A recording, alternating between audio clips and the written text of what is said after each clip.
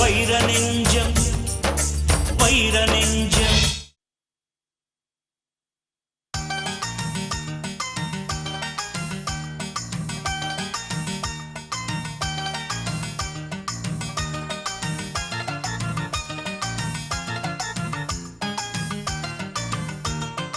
என்ன சார், ரொம்ப நேரமா கண்ணாடி முன்னாடியே நிக்கிறீங்க? ஆமா, நான் இன்னைக்கு டீசெண்டா கொஞ்சம் அழகா இருக்கேன்ல. உங்க அழகுக்கு என்ன குறைச்சல்? 2 வருஷமா பார்த்து பார்த்து லவ் பண்ணிருக்கேன். என்கிட்ட இப்படி ஒரு கேள்வி கேட்கலாமா? என் ட்ரெஸ் இன்னைக்கு நல்லா இருக்குல்ல? சும்மாவா? பீரோல இருந்து தேடி தேடி பார்த்து 4 ட்ரெஸ் எடுத்து போட்டுட்டு 5வது இதை போட்டிருக்கீங்க. நல்லா இல்லாம போகுமா என்ன? தேங்க்யூ.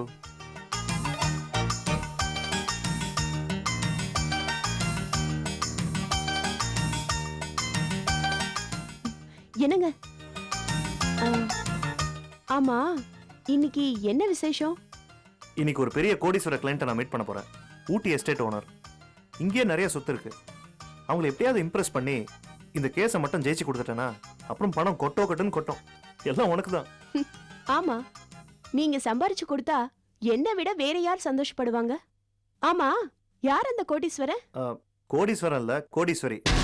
அன்னபூர்ணி கேள்விப்பட்டிருப்பல்ல? அதானே பார்த்தேன். பளபளன்னு மேக்கப் சென்ட்னு புது ட்ரெஸ்ன்னு தடபுடலா கிளம்பும் போதே நினைச்சேன். ஹே உமா, ஏன் இப்படி சில்லியா திங்க் பண்ற? அவங்களுக்கு எப்படி 45-48 வயசு இருக்கும் உமா. அவ்வளவுதானே. இந்த காலத்துல யாரையும் நம்ப முடியாது.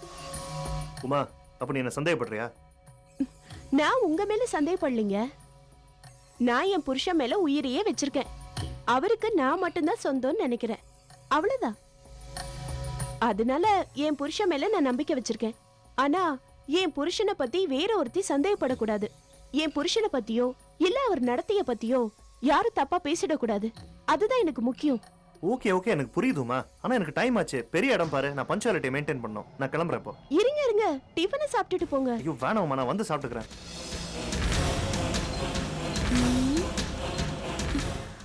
என்னங்க, ஒரு நிமிஷம். ஒரு நிமிஷம் ஒரு நிமிஷம். என்னம்மா? ஏய், என்ன பண்ற நீ? இப்பதான் உங்க ஹேர் ஸ்டைல் அழகா இருக்கு. எனக்கு ரொம்ப பிடிச்சிருக்கு. என் புருஷன் அழகா இருக்கான். What is this, Uma? Why are you behaving like this?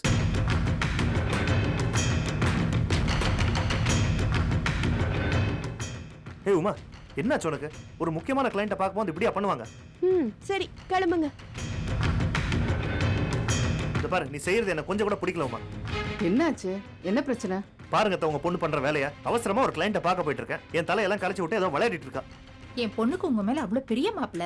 Mannangatti, this is too much. எனக்கு இப்பதான் பிடிச்சிருக்கு. நீங்க எவ்வளவு அழகா இருக்கீங்க தெரியுமா? கொஞ்சம் அடுப்பு கறி இருந்தா குழைச்சி எடுத்துட்டு வா. முகெல்லாம் பூசிட்டு வெளியே போறேன். என்ன பொண்ணு நீ? உன்னை வந்து பேசிக்கிறாரு.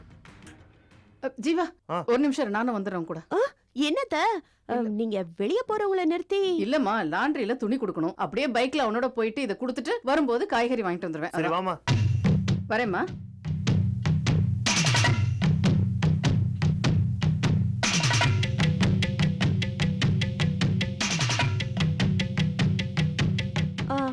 அத்த, ஒரு நிமிஷம். என்னம்மா? ஒரு நிமிஷம் இறங்குங்களேன். இறங்குங்களேன் சொல்றேன். நீங்க கிளம்புங்க. உங்க விஐபி கிளையண்ட் வெயிட் பண்ணிட்டு இருப்பாங்க. கிளம்புங்க. ஏமா என்ன இறங்க சொன்ன? இவனோட பைக்ல போய் அப்படி மெயின் ரோட்ல இறங்க போறேன். அதுல என்ன குறைஞ்சு போச்சு? அத்த, நான் உங்களுக்கு ஆட்டோக்கு காசு தரேன். நீங்க ஆட்டோலயே போயிட்டு ஆட்டோலயே வந்துருங்களேன். பாருங்க, கூட எங்க அம்மாவே கூட்டிட்டு போங்க. அவங்க வீட்ல சும்மா தானே இருக்காங்க. என்ன எதுக்காக எடுக்கிற? நான் சும்மா இருக்கிறது உனக்கு பிடிக்கலையா? சும்மா இருக்கேன்னு சொல்ற? நான் தான் உங்களை அப்பவே கிளம்ப சொன்னேன்ல. கிளம்புங்க. என்னம்மா ஆச்சு உனக்கு? அத்த, அவர் ஒரு முக்கியமான கிளையண்ட பார்க்க போறாரு. அவரு தோள் மேல கை வச்சு சட்டைய கசக்கி அது அழுக்காயிடுச்சுன்னா உங்க கையில அழுக்கு மூட்டை வேற. ஏன் கைப்பட்டு அவன் சட்டை அழுக்காயிடுமா? ஆமாத்த. என் புள்ளையோட பைக்ல போறது உனக்கு பிடிக்கல, அப்படிதானே? ஆமா, அவர் பைக்ல நான் மட்டும்தான் பின்னாடி உட்கார்ந்துட்டு போகணும். என்னங்க, நீங்க முதல்ல பைக்ல இருக்கிற சீட்டை கழட்டி மாட்டுற மாதிரி நீங்க மாத்திக்கங்க. நான் வரும்போது மட்டும் மாட்டிக்கலாம், இல்லன்னா கழட்டிடலாம். சரியா? அம்மா, இவ இம்சை என்னால தாங்க முடியல. நான் கிளம்புறேன்.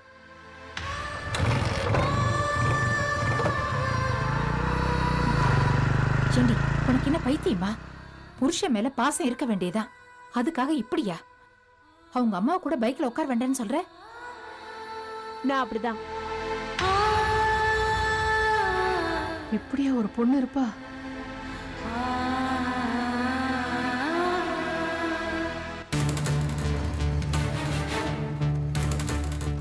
பாத்தீங்கல்ல, எனக்கு இப்படி ஒரு பொண்டாட்டி அமைஞ்சிருக்கு. ஓவர் அஃபெக்ஷன், பொசசிவ்னஸ், இப்படி என் தலையை கலைச்சி விட்டுட்டு எங்க அம்மா கூட என் பைக்ல உட்காரக்கூடாதுன்னு சொல்றாங்க. எனக்கு என்ன பண்றதுன்னே தெரியலங்க. ப்ளீஸ் நீங்களாவது கொஞ்சம் அட்வைஸ் பண்ணுங்களேன்.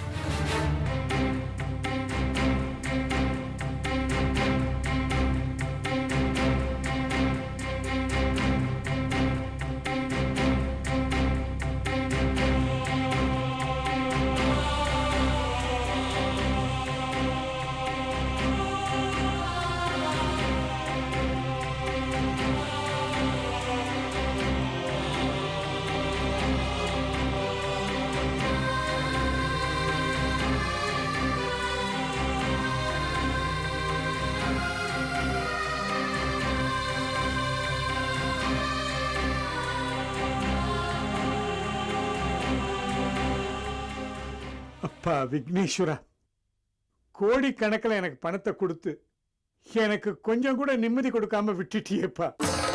அதுவும் இந்த வயசுல என்ன கஷ்டப்படுத்துறியேப்பா. உசுருக்காக போராடிக்கிட்டு இருக்கிற என் பேத்தியை காப்பாத்தி அவளுக்கு ஒரு நல்ல வாழ்க்கையை கொடுக்க வேண்டியது எல்லாமே உன் கையில் தாப்பா இருக்கு. மகாகணபதி, எல்லாமே உன் கையில் தாப்பா இருக்கு.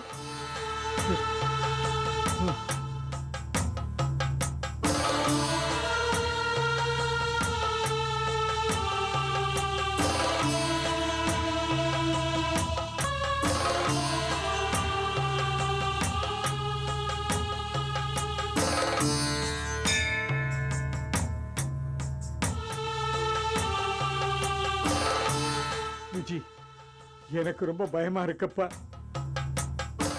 சாரு இருக்க போற கொஞ்ச நாளாவது அவன் நம்மளோட சந்தோஷமா இருப்பான்னு நினைச்சேன்.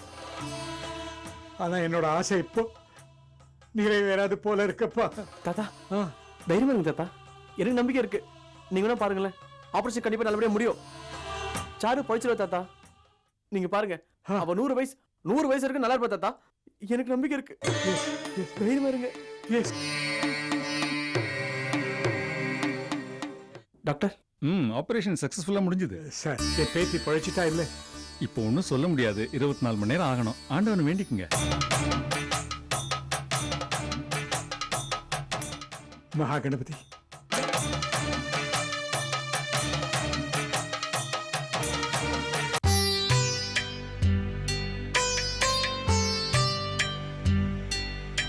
காப்பிமா, இந்த மக அடிக்கடி காணாம போகுது. நீங்க கொஞ்சம் பார்த்து ஏதாச்சும் சொன்னீங்க. அவ அவளோட வேலையை பார்த்துட்டு இருக்கா, நீ ஏன்? சரி, புரிஞ்சுக்கிட்டேன். வாங்க மாமி, வாங்க. கோயிலுக்கு போயிட்டு வந்தேன், பிரசாதம் எடுத்துக்கோ, நன்னா இருக்கணும். சக்தி, நோக்கு இருக்கிற டென்ஷன்ல இப்பெல்லாம் உன் உடம்ப பத்தி நீ கவலைப்படுறதே இல்லை. ஒரு தடவை டாக்டரை பார்த்து செக்அப் பண்ணிட்டு வந்தா என்ன?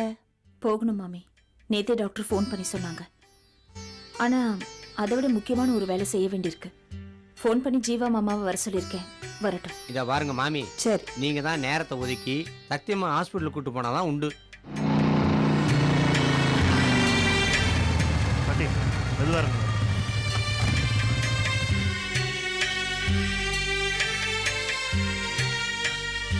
எப்பவும் இந்த வீட்டுக்கு வந்தா நான் சந்தோஷமா வருவேன். சக்தியை பார்த்துட்டு மனநிறைவோட திரும்பி போவேன். சக்திக்கு ஏதாவது ஒரு பிரச்சனை வந்துகிட்டே இருக்கு. புருஷனை பிரிஞ்சு இருக்கிறவளுக்கு நான் என்ன ஆறுதல் சொல்ல போறேன்? பாட்டி, சக்தி ரொம்ப நொறுங்கி போயிருக்கா. அவளுக்கு ஏதாவது ஆறுதல் சொல்லு. உன் வேதனையை கொட்டி அழ வச்சிடாது. வேற என்ன பண்றது? மனசுல கஷ்டத்தை வச்சுக்கிட்டு முகத்துல சந்தோஷத்தை காட்ட வேண்டியதான். சரி வா போவோம். சக்தி, சக்தி, சக்தி, வாங்க பாட்டி. சக்தி, how are you? மாமி எப்படி இருக்கேள்? நானும் இந்த வீட்டுல தான் இருக்கேன். என்ன ஒரு வார்த்தை கேட்கலாம் நீங்க? போடா bloody fool. எது? ஒரு விஐபி வந்திருக்கேன்ல, கோ ஒரு கப் காபி சூடா கொண்டு வா. போ. நீங்களே மதிக்கல, மகா எங்க மதிப்பா? சூடா காப்பி. மாமா, ஒரு அவசரமான தகவல் சொல்லணும்னு உங்களுக்கு ஃபோன் பண்ணி வர சொன்னேன். கூடவே பாட்டியும் கூட்டிட்டு வந்திருக்க. நீ எனக்கு ஃபோன் பண்ணும்போது நான் பாட்டி வீட்டில் தான் இருந்தேன். பாட்டி வைரத்தை பார்க்கணும்னு சொன்னாங்க. நாளைக்கு தான் பெட்டிஷனை கொடுத்து பெர்மிஷன் வாங்க முடியும்னு சொன்னேன். சரி சக்தி வீட்டுக்காவது கூட்டிகிட்டு போன்னு சொன்னாங்க. அதான் கையோட கூட்டிகிட்டு வந்துட்டேன். ஆமாம்மா, என் மனசு ஒரு நிலையில இல்லாம தவியா தவிச்சுக்கிட்டு இருக்கு. இந்த கொடுமையெல்லாம் பார்க்கறதுக்காகவா ஆண்டவன் என்ன உயிரோட வச்சிருக்கிறான்? பாட்டி, முதல்ல நீங்க உட்காருங்க. வாங்க.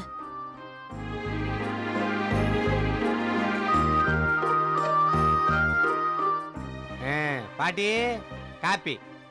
ஏண்டா பிளடி ராஸ்கல், காபி நல்லா இருக்குமா? உங்களுக்காக ஸ்ட்ராங்கா ஃபில்டர் காப்பி போட்டு கொண்டாந்துருக்கேன். குடிச்சு பார்த்து சொல்லுங்க எப்படி இருக்குன்னு. பயம் இருக்கட்டும். அதை நீங்க குடிச்சு பார்த்தா தான் தெரியும்.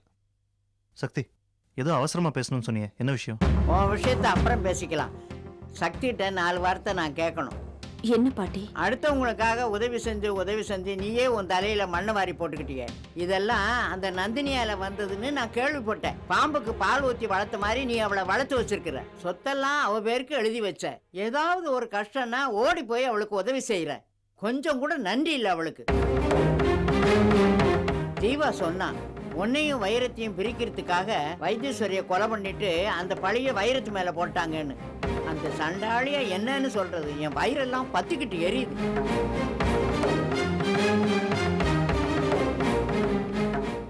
ஆமா பாட்டி, அடுத்தவங்களுக்கு துரோகம் பண்ணணும்னு நினைக்கிறவங்க எவ்வளவு காலத்துக்கு நல்லா வாழ்ந்துட்டு போறாங்க.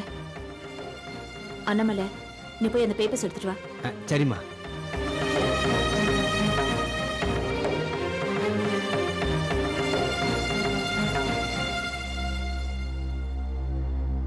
மாமா, நீ கேட்ட ஆதாரம் கிடைச்சிருச்சு.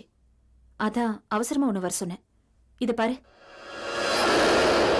அந்த போட்டோல தூணுக்கு பக்கத்துல இருக்கிற வாட்ச் இதுல வந்திருக்கிற போட்டோல இல்ல. அந்த வாட்ச் எப்பவுமே ஆனந்த் கையில தான் இருக்கும்.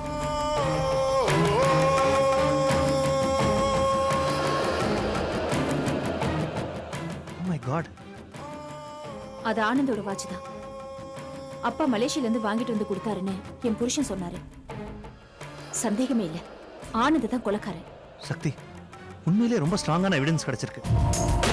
இந்த வாட்ச் தான் நம்ம வைரத்தை காப்பாத்த போகுது. ஆனந்த் உள்ள தள்ள போகுது. இந்த பேப்பரை பார்த்தா ஜட்ஜு வைரத்தை விட்டுருவாரா? ஆமா பாட்டி. சக்தி, இந்த பேப்பர்ல பிரிண்ட் இருக்கிற போட்டோட ஒரிஜினல் போலீஸ் ஃபைல்ஸ்லயோ இல்ல பிரஸ்லயோ தான் இருக்கணும். அது எப்படியே நான் கலெக்ட் பண்ணிடுறேன். ஒரு ஆதாரம் போதும் சக்தி, இந்த கேஸை நான் உடைச்சிருவேன். அந்த ஆனந்த் மாட்ட போறது நிச்சயம். பெத்த தாயையே கொல்ற அளவுக்கு ஆனந்த் மனசுல இவ்வளவு துணிச்சல் வந்திருக்குன்னா அதுக்கு காரணம் நந்தினி தான். நந்தினி தான் அவன் மனசுல விஷத்தை கலந்திருக்கிறா. அவளை நான் சும்மா விட போறதில்ல. சட்டம் பார்த்துக்கிட்டு இருக்கு, சும்மா விட்டுருமா? சட்டம் விட்டாலும் பகவான் விட மாட்டான். வைரத்துக்கு அவ பண்ண பாவத்துக்கு நன்னா அனுபவிப்பா.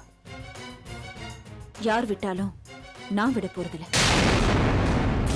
அத்தை மாதிரி அவளும் ஒரு நாள் திருந்துவான்னு நான் நினைச்சிட்டு இருந்தேன். ஆனா பணம் இருக்கிற வரைக்கும் அவன் திருந்த மாட்டான். முதல்ல அவளை ஒண்ணும் இல்லாதவளை ஆக்கணும். மொத்தமா லாஸ் பண்ணணும். அப்பதான் அவளுக்கு வாழ்க்கைன்னா என்னன்னு புரியும்.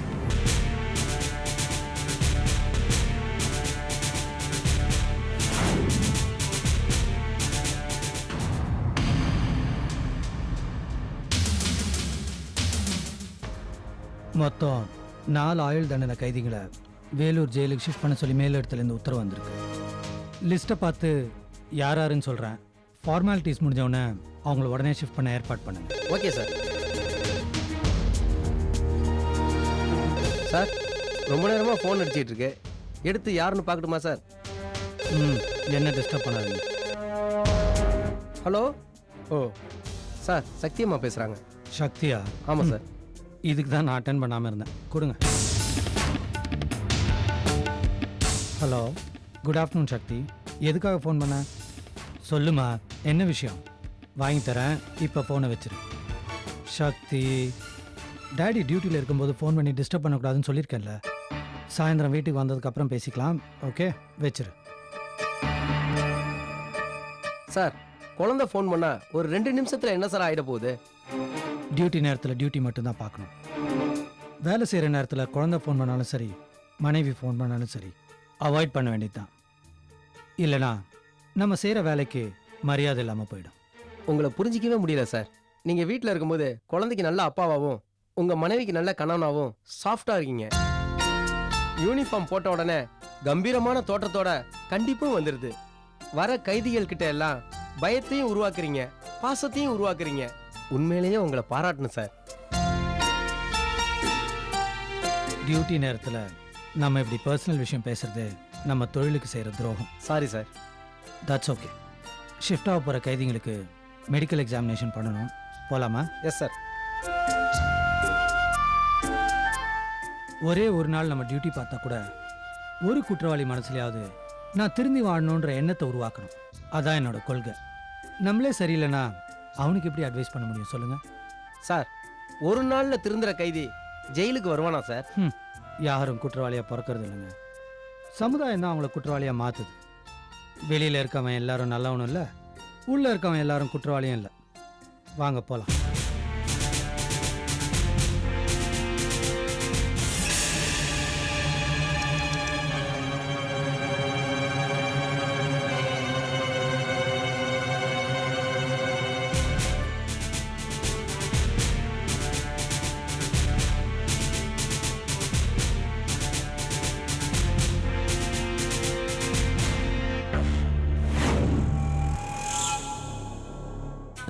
கரப்பாம்பூச்சி இருந்துச்சு, எடுத்து விட்டேன். பார்த்தேன். ஒரு சின்ன பிராணி உயிரை காப்பாத்துறதுக்கான பதட்டத்தை உன் முகத்துல பார்த்தேன். அதை காப்பாத்தினதுக்கு அப்புறம் உன் முகத்துல இருந்த சந்தோஷத்தையும் பார்த்தேன். நிச்சயமா நீ இந்த கொலையை பண்ணியிருக்க மாட்ட. ஒரு சின்ன உயிரை காப்பாத்துறதுக்காக இவ்வளவு பதட்டப்படுறான் ஒரு கொலையை பண்ணியிருக்கவே முடியாது. நீ ஈயரும்பு கூட தீங்கு நினைக்க மாட்டேன் நீங்க இருக்கவங்க எல்லாம் உன்னை பத்தி சொன்னாங்க. அதை இப்ப நான் நேர்லயே பார்த்துட்டேன். ஆனா சட்டம் இப்ப உன்னை குற்றவாளின்னு சொல்லிடுச்சு. என்னால் உன்னை காப்பாற்ற முடியாது, ஆனா கருணை காட்ட முடியும்.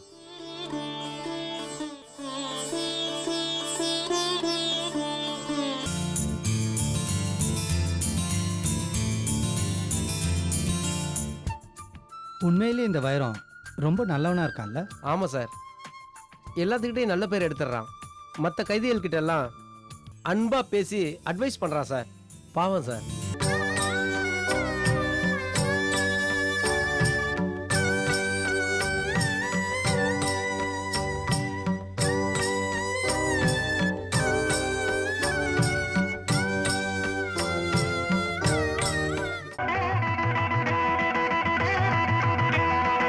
இந்த ஜெயிலர் வைரம் வெளியே வர உதவி செய்வாரா?